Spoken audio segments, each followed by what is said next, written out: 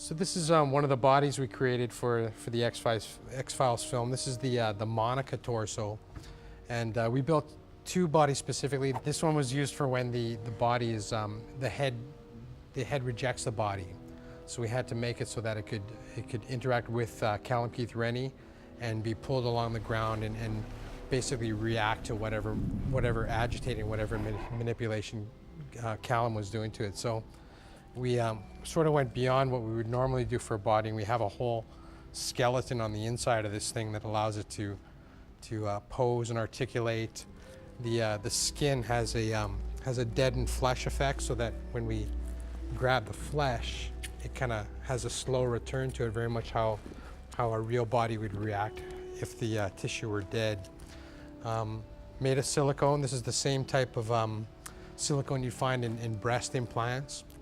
It's a highly plasticized, so it has that kind of deadened tissue feel to it.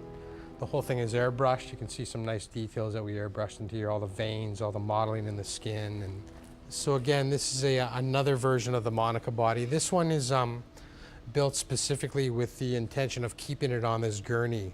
So what we have here is we have a hole in the gurney right there, and with that hole, the actor Chris is able to sit comfortably on the inside of the gurney, pop his head out, and once his head is outside, then we can take out this little insert piece of prosciutto ham.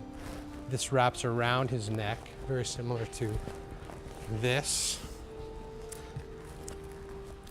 And then from there, we can blend it right into Chris and give the illusion that it's a man's head attached to a female body. Because the interaction with this body wasn't as severe as the earlier body that I showed you, the articulated body, Chris wanted this to remain stable on the table, not much movement with the exception of a device here that I incorporated.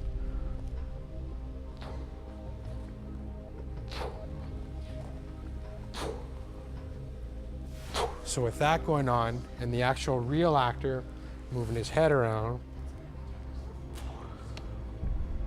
it gives the illusion that the body is still alive. And of course, the quicker that we breathe into the tube, the more we can show a hyperventilating happening in the chest.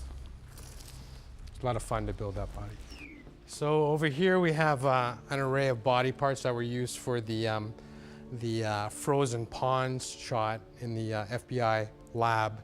And these are various body parts that were suspended on the inside of the ice chunk. This is the dry version of it. Of course, when it's on set, we would wet it up with some fresh blood. But basically, we have the bone, we have the fat layer, we have the meat layer, muscle, sinew, same on this side. That's all done as a fabrication process. And then once that's all done, then we go in there and we punch all the details of the hair. Each one of these hairs is inserted one by one into the silicone, and the result is quite nice. This is a more detailed body arm for that represents the Russian attacker's arm after it gets severed off, and again it has that nice movement to it. Not only did we have arms and legs in the frozen chunk of ice, but we also had these torso pieces as well too, and they have again all the details are there. Chris wanted subtle details like little bits of leaves and dirt and all kinds of crap on the inside of these. There's at least one more good pot of soup if you were to boil this left in it. Here's a body that's again showing the hair work that we incorporate into it. This is the head of Marco, who played a character called Christian. And basically what happens to Christian in this film is we had to create this swatch of Marco's head in order to perform brain surgery on. And it's already clamped open, so we have a clamp device on that to already expose the brain that's on the inside. So we've seen Monica's body, and of course the body would have had a head at one time, so we made this head here. And again, this is silicone, weighs about as much as a human head, and all the hair is real. We keep it real because of the styling it has to go through, whether it's with heat or curling irons, or we just don't want to singe the hair. Each of the lashes is inserted one by one. Same with the brows, the teeth. This is Xantha. She's quite a wonderful actress located here in Vancouver. And of course, a little crazy prosciutto thing happening again. And that was found in this container, actually. The FBI, it gets delivered to them, and then they open it up and they discover that it's one of their agents' heads. This is the Okie Dokie prosthetic. This is Dokie. This represents the massive Okie, Paul Jasper's dog. And basically it was a harness system that we had developed that comfortably attached to the actual real dog. And attached to that harness was the synthetic dog head. And over top of this, kind of to homogenize and blend it all together, there was a what I call the J-Lo sweater. And it was just a fur collar and then brushed in. Looks very convincing. This had, it's a little worse for wear right now, but it had posability to the jaw and the eyes as well. This is a cadaver that we built, and basically what you're seeing here is not the way it was first presented on set. The whole chest was covered up. There was no indication of any kind of an incision, and then the scalpel cuts it and then starts revealing all the different layers that lie within it. You have the fat layer, the muscle layer, the rib cage is cut. Rib cage opens up and then reveals all the organs on the inside. We got our lungs, we got our heart, we got our liver, we got the guts.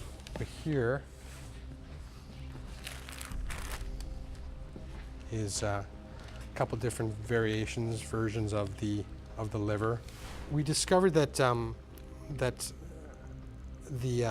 this wasn't accurate. We thought it was accurate because it was healthy looking, but it turns out this is more accurate. So we don't normally just do one version. We just keep doing it and doing it until it feels right. But these are both synthetic livers, again made out of silicone. Yeah, honey, I'll be there in 2 hours. Okay, bye. So this is all packed inside of here, and then they start to close it up again, much more like a surgery though, as opposed to the way I'm doing it right now, and stitch up. And again, we have the hair. We got the punched hair on the brow. We got the stubble in this case, all individually punched and then shaved off.